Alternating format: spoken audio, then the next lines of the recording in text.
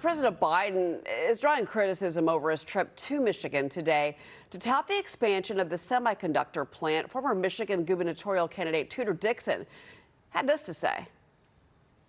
For him to come here and say, this is so fantastic that we've put billions of dollars into creating a factory here in Michigan that will bring maybe 150 jobs in the next 3 years. When Michigan has lost 82,000 jobs, we know where battery plants go, assembly plants go. That's our legacy industry. We're losing it, and he's coming here to dance on the grave.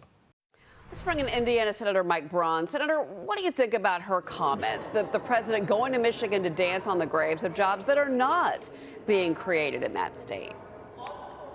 I think she's got a good point. I think when you look at everything that's happened with the enterprisers on the other side of the aisle, especially over the last 2 years, grasping that crisis of COVID. And back when I got here shortly into early 19, it was kind of normal. 2020, we did a few things in a bipartisan way, mostly out of uncertainty. We now found that we spent way too much money, did things way overboard. They grabbed it to enterprise on this other stuff.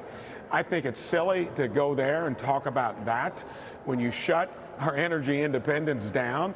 Even if you want to have a different kind of dynamic in the long run for climate, don't shoot yourself in the foot.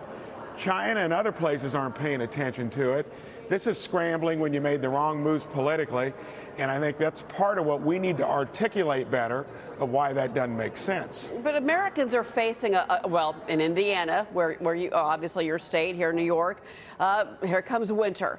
And Edward Lawrence was just giving us the numbers, looking at how much energy prices, in particular for heating oil, for nat gas, have risen. And the Energy Department has already given us expectations. We are going to see big double-digit jumps for all energy products for the winter, when 1 in 5 homes in the Northeast even use heating oil to stay warm. What do you say to your constituents right now about President Biden's misguided energy policy?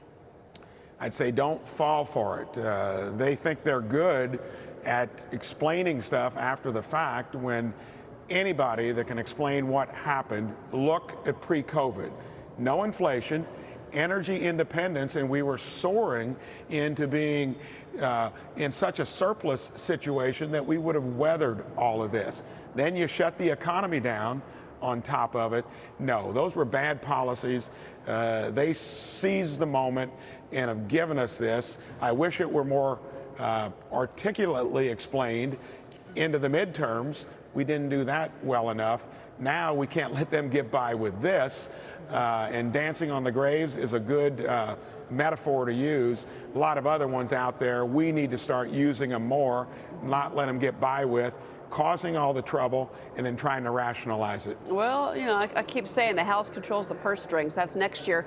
But let's go back to this year. And of course, what's happening ahead of Christmas, you've got President Biden asking now Congress to step in and avert a rail strike. Senator, do you see a clear path for legislation? Do you think that we're going to have a strike before Christmas?